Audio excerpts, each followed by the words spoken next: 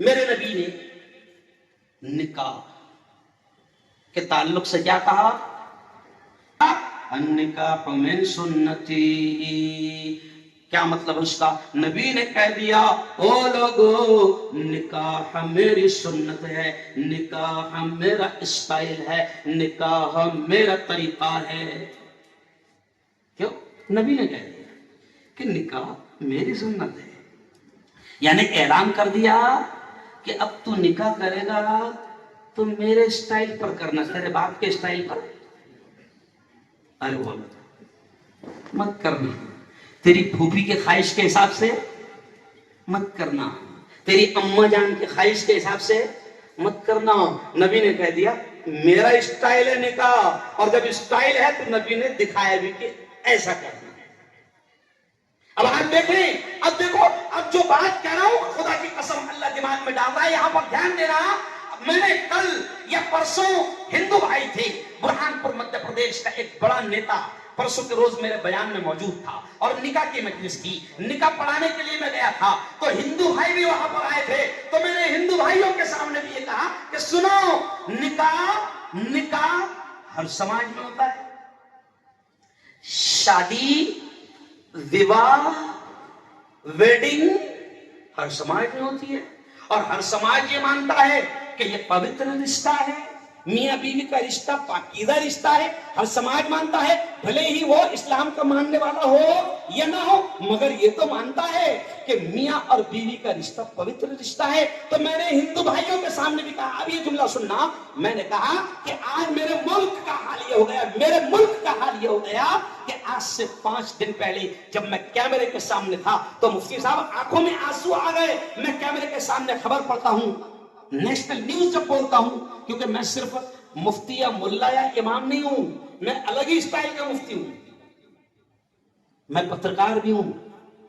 تو میں کیمرے کے سامنے گیا، حافظ فیاض صاحب 5 دن پہلے آنکھوں میں آنسو آ گئے، مجھ سے خبر بولی نہیں گئی، کیونکہ خبر یہ تھی کہ 4 سال کی بچی بھی میرے ملک میں محفوظ نہیں. 4 سال کی بچی کا ریپ اور بڑی بےدردی سے مار کر پھینک دیا گیا. میری آنکھوں میں آنسو آ گئے. تو پرسوں میں نے ہندو بھائیوں کے سامنے بھی کہا کہ یہ میرا ملک ہے، میرا دیش ہے، میرا پیارا وطن ہے. میرے نبی نے آج سے 1500 سال پہلے کہا تھا کہ اگر زمین سے زنا کو ختم کرنا چاہتے ہو، تو میرے نبی نے کہا تھا کہ اگر زمین سے، دھرتی سے زنا کو، ریپ کو ختم کرنا چاہتے ہو تو میرے نبی نے کہا تھا شادیوں کو آسان کرو. پھر وہ ہندو ہو یا مسلمان، میرے نبی نے کہا شادیوں کو آسان کرو.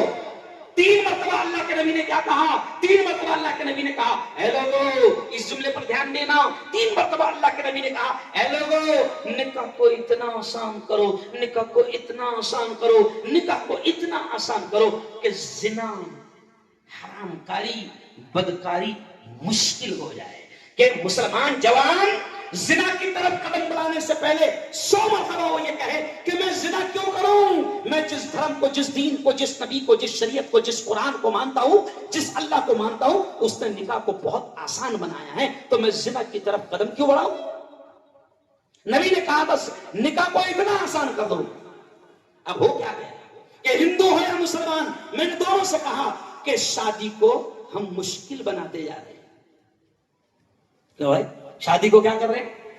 نبی نے کہا تھا نکاح کو آسان کرو، ہم نکاح کو مشکل بنا رہے ہیں. اچھا آج کیا ہو رہا ہے مفتی صاحب؟ میں ملک کی حکومت کو بھی پیغام دینا چاہتا ہوں، میرے ہندو بھائیوں کو، بودھ بھائیوں کو، جین بھائیوں کو، برہمن بھائیوں کو، میں سب کو پیغام دینا چاہتا ہوں کہ اگر تمہارے بچوں کی حفاظت کرنا ہے، اگر بیٹیوں کو ریپ سے بچانا ہے، بیٹیوں کو زنا حرام کاری سے بچانا ہے، اپنے جوانوں کو اگر زنا بدکاری اور حرام کاری سے بچانا ہے، تو 1500 سال پہلے میرے نبی نے کہا تھا کہ نکاح کو آسان کرو، نکاح کو آسان کرو. اللہ کی قسم ملک سے ریپ ختم ہو جائے گا. آج کوئی ہندو بہن بھی محفوظ نہیں ہے، بس اسٹینڈ پہ جاتی ہے اکیلی، اپنے آپ کو غیر محفوظ محسوس کرتی ہے. سفر میں اکیلا سفر کرنے کے لیے باپ کی ہمت نہیں ہوتی کہ بیٹی کو اکیلے مارکیٹ بھیجے. کیوں؟ اس لیے کہ وہ دیکھ رہا ہے کہ کس طریقے سے ملک میں ماحول بن چکا ہے. کیوں؟ آج سے 7 سال پہلے جب ملک میں خطرناک ریپ ہوئے، 2-3 واقعات ہوئے، تو آپ کو معلوم ہے ہمارے مہاراشٹر کے ایک نیتا نے جملہ سن، ملک میں جب خطرناک انداز میں بیٹیوں کا ریپ کر کے ان کو قتل کر کے پھینک دیا گیا، تو مہاراشٹر کے ایک ہندو نیتا نے ٹیبل ٹھوک کر یہ بولا تھا کہ اگر ہندوستان سے ریپ ختم کرنا چاہتے ہو تو پھر وہ محمد کی تعلیم کو عام کرو. یہ ہے ہمارے نبی. آج مسلمانوں سنو، آپ بولیں گے مفتی صاحب آپ پہلے پوائنٹ نکاح بھی آ گئے. اس لیے آیا مولانا، ابھی میرے موبائل میں ویڈیو آئی، میں نے سیو رکھا تاکہ اس کو میں لوگوں کو بتاؤں اور چینل پر بتاؤں. ابھی میرے موبائل میں ویڈیو آئی کہ ایک شادی وہ آج ہونے والی ہے 5 تاریخ کو، لیکن 3 اور 4 تاریخ کی رات میں وہ شادی والوں نے اتنا خطرناک انداز میں ناچ گانا کرے کہ مجھے میرے چاہنے والے نے فون کر کے بتایا مفتی صاحب ویڈیو بھیج رہا ہوں، 7 لاکھ روپے صرف ناچنے والیوں پر لگا دیے. کیوں نہیں مرو گے؟ کیوں نہیں ذلیل ہو گے؟ کیا تم نبی کے ماننے والے ہو جو شادیوں میں اس طریقے سے خرچ کر رہے ہو کہ ناچنے والیوں پر تم لاکھوں روپے خرچ کر رہے ہو، ناچنے والیوں پر تم لاکھوں روپے پھینک رہے ہو؟